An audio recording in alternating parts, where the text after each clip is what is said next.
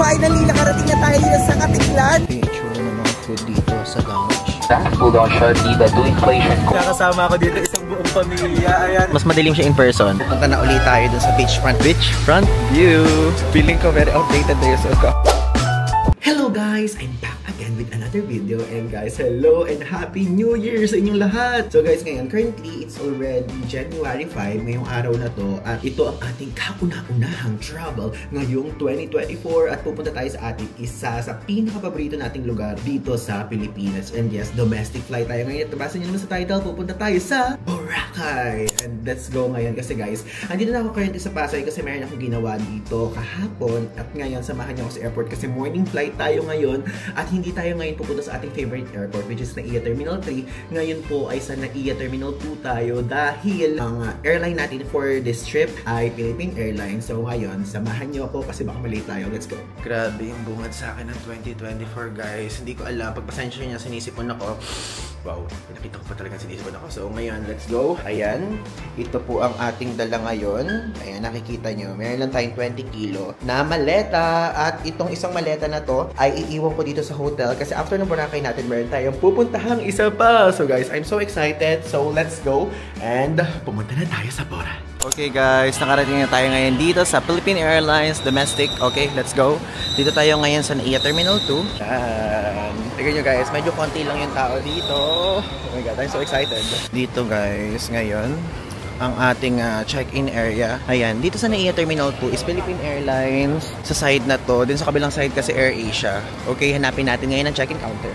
Actually guys, natutuwa ako kasi ang hindi talaga crowded dito mismo sa NAIA Terminal 2 at walang tao din doon sa mismong pila. Kaya ngayon mag-check-in na tayo. Ayan, tignan nyo. Wow! Dito daw tayo sa 51 to 42. So, let's go. Check-in na natin tong ating bag. So, bag drop area. Ito yung bag drop area.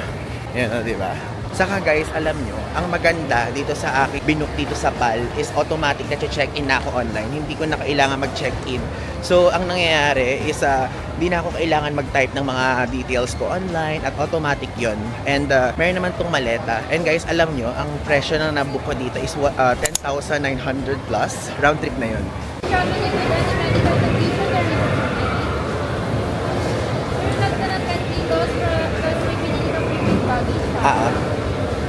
Total. Pero parang wala pang 20 to. Pahiga? Sorry. For your check-in baggage, electronic devices, power bank, batteries, breakable items. Ha? Mga breakable items po.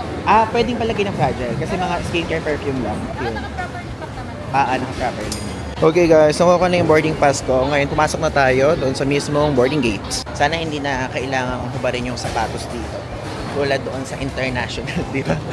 So guys, andito na tayo ngayon sa mismong boarding gate area at nakalagpas na tayo sa security check. And actually guys, napakatagal pa nang iintayin ko kasi yung flight ko o yung boarding time ko is 11:05 AM. And alam niyo ba kung ano oras pa lang? 8:45 AM. Kasi guys, alam niyo kasi yung mindset ko talagang dapat kailangan advance is nandito na ako sa mismong airport para kapag mahaba yung pila, ganyan and whatsoever. Nakalimutan sanay kasi na meron pang immigration part. So ngayon napakaaga ko nagpunta dito ngayon and medyo matagal yung iintayin ko. Isipin nyo 8:45 AM pa lang tapos 11 pa yung aking boarding time.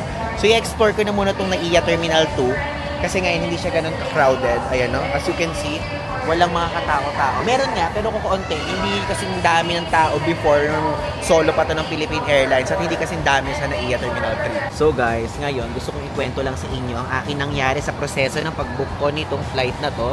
Usually kasi kapag ka-domestic is as much as possible. Ang binubook ko is either Cebu Pacific, ganyan, either AirAsia. Kasi guys, mura nga yun. Kaya lang kasi, before is na-delay ako sa AirAsia na talagang last time na nagpunta ako dito sa Boracay ng 9 hours. Kung napanood niyo yung previous vlog ko, so ayan, ilalagay ko dito yung screenshot. At ngayon, medyo natrauma ako sa part na yon. So yun, kinonsider ko naman to Philippine Airlines. Ayun, dito nga tayo ngayon sa NAIA Terminal 2 at medyo pricey yung ticket natin. Alam nyo ba na ang ticket natin ay pumapatak na $10,000 plus. So yun, ito yung tamang price. And nagpa-add ako ng mismong baggage allowance. Nagpa-add ako ng papunta doon sa Boracay and pauwi ng total na parang 30 kilos yung dala ko. And yung dala ko hindi pa umabot na 20 kilos. Sana pala hindi na ako nagdagdag. Nasayang lang.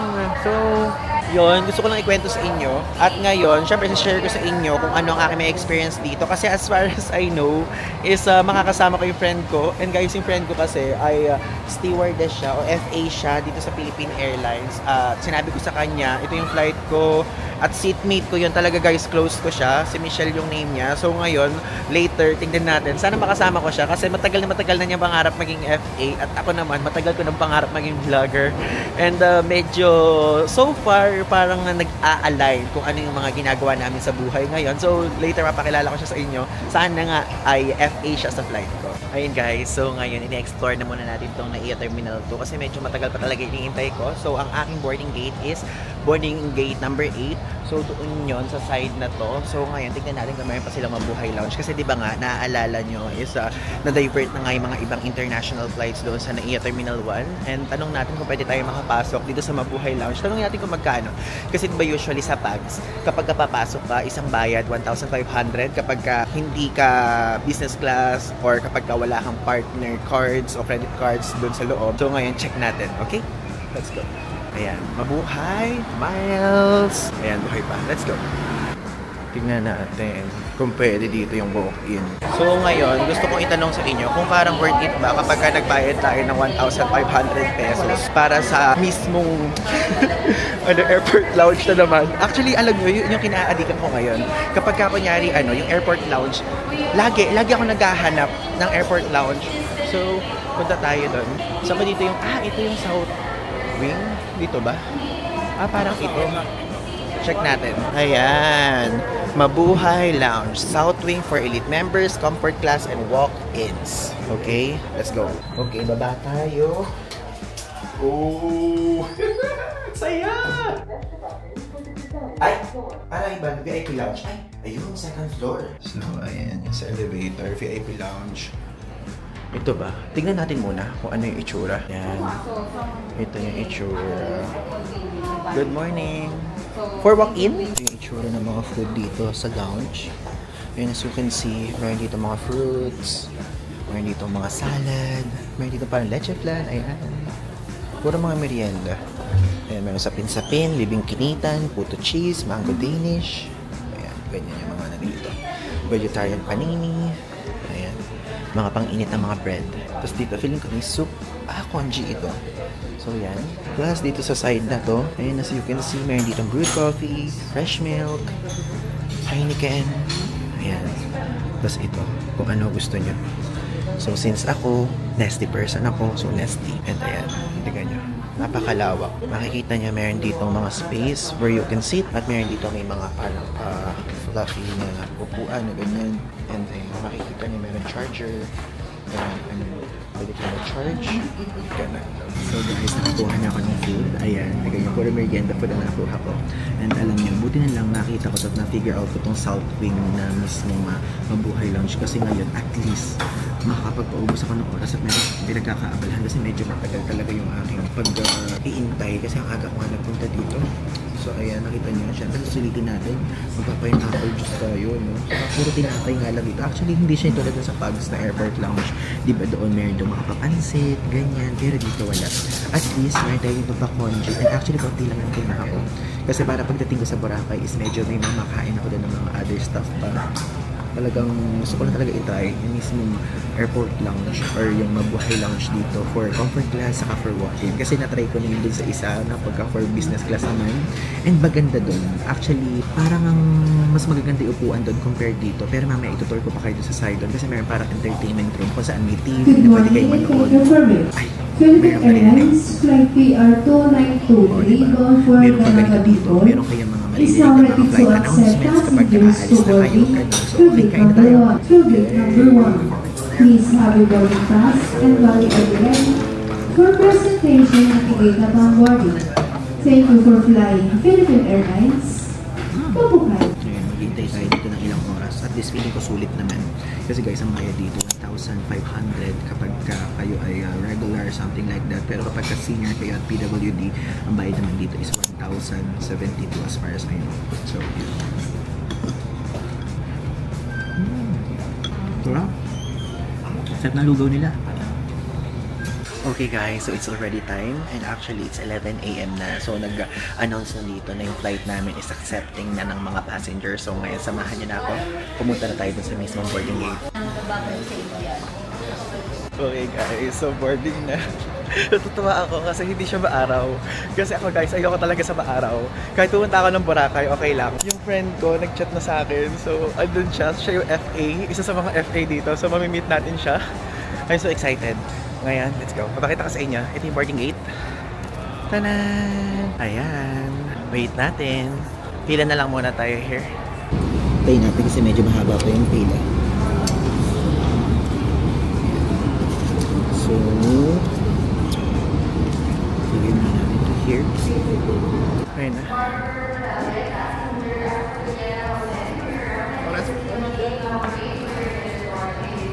Okay guys, pasok na tayo. Shit, nakikita ka na. Okay guys, pasok na tayo. Yan, dito na naman tayo sa walkway na to. Medyo madami pa na tao dito. Tagal.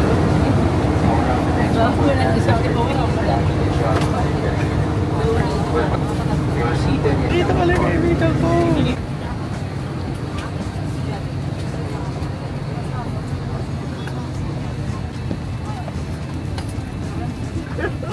Pull down sharply but do inflation cords at the lower end. If live vest fails to inflate, blow into mount tubes. Push pin inwards to release air. Do not inflate your live vest inside the air. Sino ka dyan? Okay, dito tayo.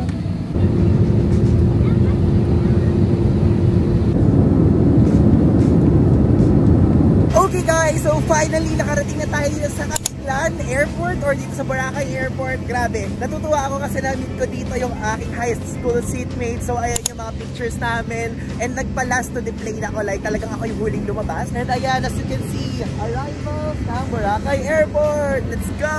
At ngayon, bago tayo lumabas, syempre kukunin muna natin yung baggage natin. And guys, nag-book kasi ako ng transfer, like land and sea transfer. So yun, pick-upin ako dito and ihahatid ako doon sa mismo hotel ko. So yung link, if ever, kung gusto nyo mag-book, is nasa ibaba. And also, you can use my code PAULIVAN5OFF para magkaroon kayo ng extra 5% of discount sa lahat ng available sa Club Papa Hotels and Activities. Ayan. Check natin kung andyan na yung ating maleta. Wait, wala pa. Hindi ko pa nakikita guys. Nakuha ko na yung maleta ko at ngayon mag-exit na tayo. Ayan. Bagong gawa to actually. Hindi ganito yung itsura nito dati. So, ganito na yung makikita nyo sa Katiglan Airport. Uy, may ATM oh. So, ayan. Ito yung exit. If ever kung kailangan nyo bumili ng SIM card, may dyang Smart and Globe. So, labas na tayo. Feeling ko andun yung transfer something.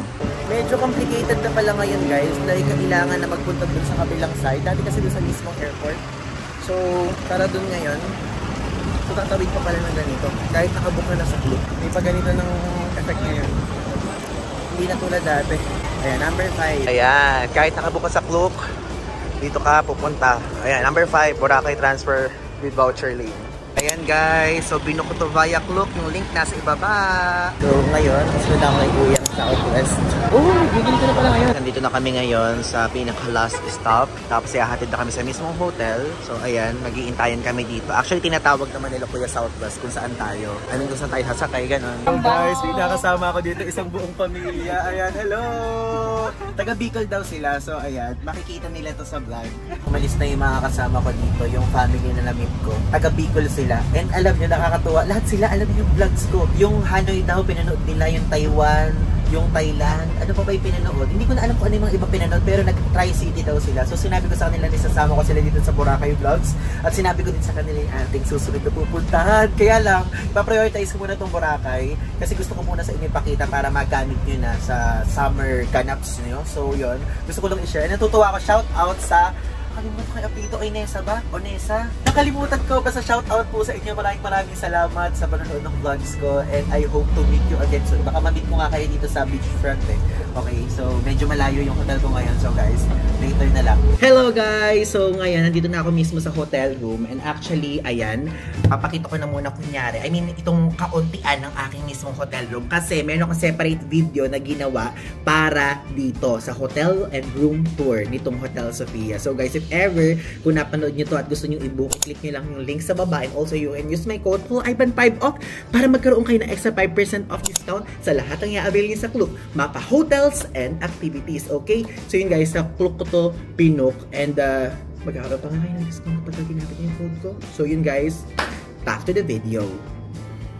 So bakit ako nag-back to the video? Ngayon nga guys, maliligo lang ako, magpapalit lang ako ng damit, and bababa tayo dun sa D-Mall kasi kakain na tayo ng ating early dinner. Kasi it's already 3:47 PM. And i-explain ko na lang sa kabilang video, doon sa separate video about sa hotel and room tour. Kasi guys, may free shuttle to eh. May free shuttle to and meron kasing oras. So, sasaktuhin ko 5 o'clock kasi yung pababa dun sa D-Mall. So, dapat mga around 5 o'clock is okay na tayo para makaabot tayo dun sa free shuttle. Okay? So, yun guys, pamaya na lang. Magpapalit na ako ng damit.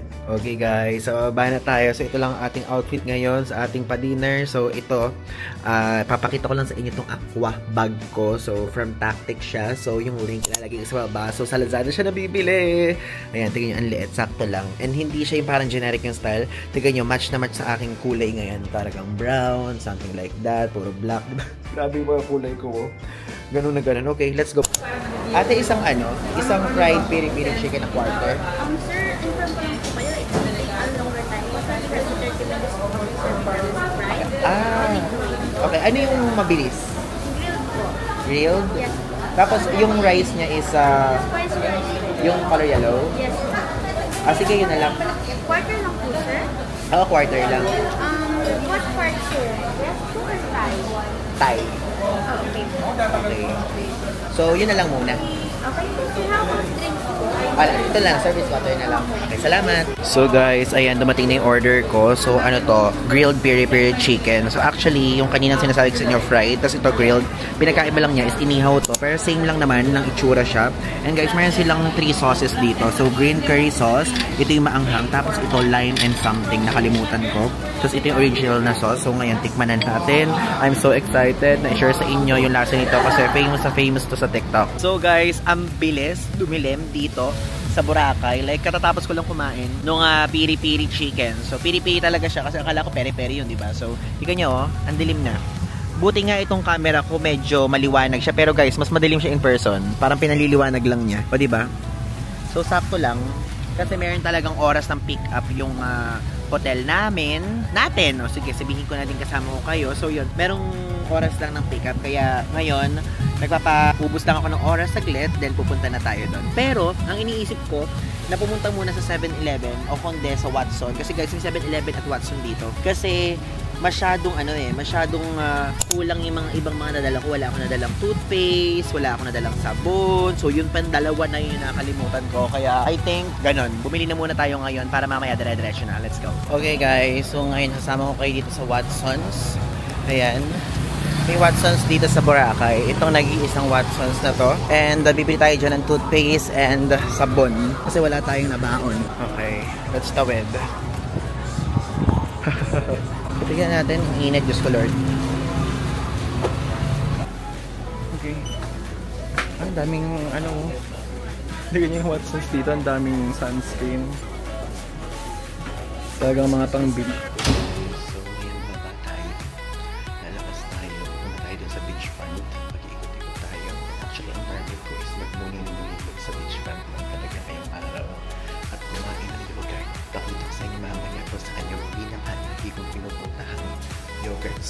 Or shop dito sa Boracay. Ayan guys, yung itsura ng transfer. Free shuttle yan. Yan yung Hotel Sofia, Boracay na pwede kayo magpunta dun sa baba sa mismong D-Mall area at pwedeng pabalik dito na may time for free. So yan. So 3 o'clock pa kasi. So it's already 2:55. So 5 minutes pa hintayin ko. Grabe yung punta ko dito sa Boracay. Tignan nyo. Medyo gloomy yung weather and hindi maaraw ganun. Kaya okay lang. Kasi ganito yung mga gusto ko eh. Actually kahit yung mga ibang tao, diba? Kapag gusto nila nagpupunta ng beach maaraw, Parang medyo mapaliktaran ako guys. Mas gusto ko yung ganito. So, mas nag-enjoy ako ngayon. Buti na lang. At malamig kasi di ba nga January pa lang. Kasi usually di ba dito sa Pilipinas ang malamig November, December, January, February. Parang ano yun? Amihan yun. Di ba habagat sa amihan? So, amihan season. Okay guys, ibinaba ulit tayo doon sa mismong T-Mall. So ngayon, pupunta na ulit tayo doon sa beachfront and maghahanap tayo ng mga possible kainan. Oh my God, daming tao ngayon kumpara kahapon. Napakita ko sa inyo tong Coco Mama. Yan. Look. Piling ko sa ibang branch tayo niyan kakain. Kasi medyo full dito eh. Saka guys, alam nyo ba? Itong punta ko talaga tag-ulan. Ayun, as you can see, umuulan siya ngayon. Kaya baka mamaya cellphone na lang yung gamitin ko pang vlog. Kasi guys, share ko nga lang pala. Kasi di ba napakadaming mga nag-comment. Like, meron ako nabasa ng mga siguro 6 na comments sa lahat ng mga videos. Kasi nasabing ganun, lagi daw nakikita yung kamay kong ganyan. Kasi di ba ang gamit ko lang talaga is 0.5 kapag nag-vlog ako. So ngayon, bumili na ako guys ng camera. Hindi ko lang kung maipapost ko na yung review agad-agad. Pero bumili na po ako ng Osmo Pocket 3. Okay? Para mas okay na at mas quality na yung mga videos na ipapresent ko sa inyo. And papakita ko na muna sa inyo yung beachfront. Kasi ito na tayo sa side na to. So, papakita ko. Look, ito na naman yung unlocks. Usually kasi ito talaga yung dadaanan mo. But hahanap tayo sa bandang Station 3 kung ano yung masarap na pwedeng kainan doon sa Station 3. Wala, umuulan. Ramdam ko talaga guys na aabutan tayo ng ulan. Wait a minute. Natutuwa ako, hindi na ako nahihiya mag-vlog guys in public. Tingnan nyo naman, nakataas pa talaga yung mismo camera ko. Oh, tingnan nyo!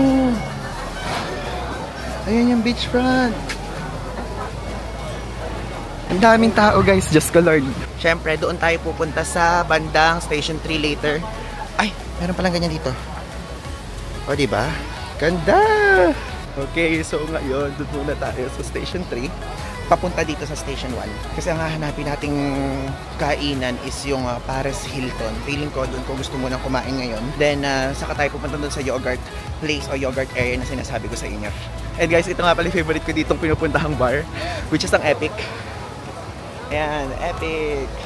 Yan yung maganda guys dito na pwede nyo puntahan. Okay, off ko na muna kasi umaambon, baka masira. So guys, ayan, nandito na ako, naglalakad na ako dito sa area ng Station 2. At ipapakita ko sa inyo, itong Mandarin Bay. Ayan, itong Mandarin Bay guys, oh. Diyan kasi ako sa 3rd day and 4th day. Diyan tayo mag-check-in. And alam nyo ba, ito yung kaisa-isang 5-star hotel sa loob ng Station 2. Oh, ang ganda yo. Sa mga next videos guys, makikita nyo, nandiyan na ako naka-check-in. Teaser lang.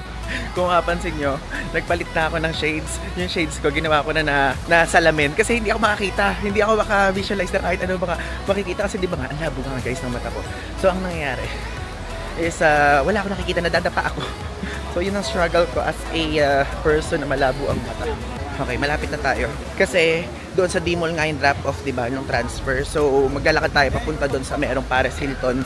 Eh, yung Paris Hilton sa gawin ng La Carmela. And malapit doon sa Paris Hilton yung Cafe Maruha na pupuntahan natin para naman sa yogurt. Sa La Carmela de Boracay. So, diretso pa tayo. Doon pa tayo sa Sidon. Kasi doon pa yung sinasabi ko sa inyong kainan. So, ayun guys, dumating na yung order ko. Lechon silog. And ayan, tigay meron ditong parang Mang Tomas. Tapos ito, ang konti lang actually yung lechon, no? Tapos ito, egg and garlic rice. So, nagkikrave lang talaga ako sa parang Philippine food, ganon. So, let's eat. Ito, hindi to only rice. Ang only rice lang nila, inuulit ko, is yung beef pares. Yun. Ayan, okay, kumain na tayo. Sana ito. Nalapit ko para makita mo. Wow! Hindi ko pa pala na-repicturean.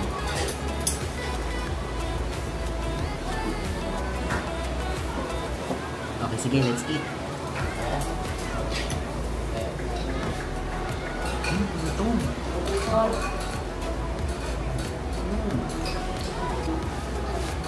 Plus yung garlic rice nila malasa. Talagang lasang-lasa man na hindi lang basta ipinarito sa butter o mantika. May garlic talaga. Tapos parang malinamnam ganun. Hindi ko nga sure kung parang may magic sarap eh.